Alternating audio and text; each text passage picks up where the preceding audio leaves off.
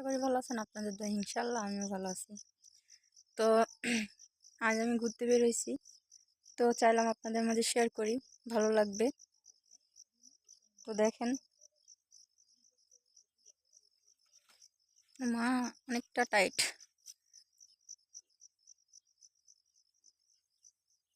দেখেন, ছিটতে পারতেছি না, এতটা হাঁট। দেখেন,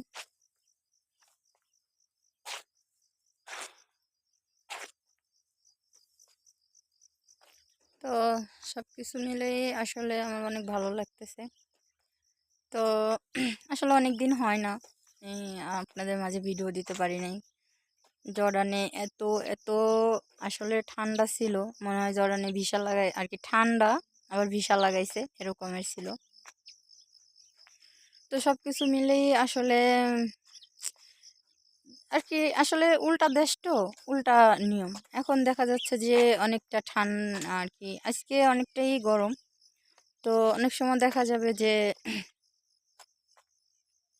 আজকে গরম, তো কালকে ঠান্ডা এমন আছে, কালকে বৃষ্টি হচ্ছে।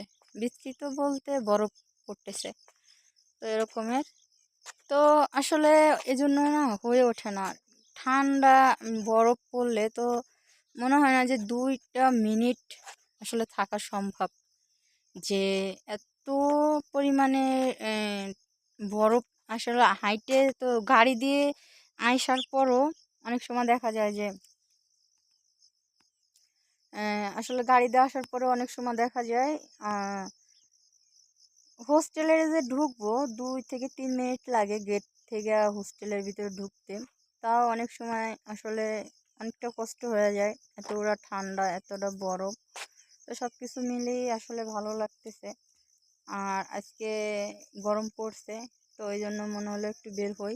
আমি একা না, আপুরাও আছে, নেক্সট ভিডিওতে দেখতে পাবেন। ওনারা একটু কাজ করতেছে, এই জন্য বিজি আছে। তো আসলে অনেক ভালো লাগলো। আর এটা কি ফুল আপনারা কমেন্ট করে অবশ্যই জানাবেন। দেখেন, বলতে পারেন কি না। অনেক ফুল দেখেন।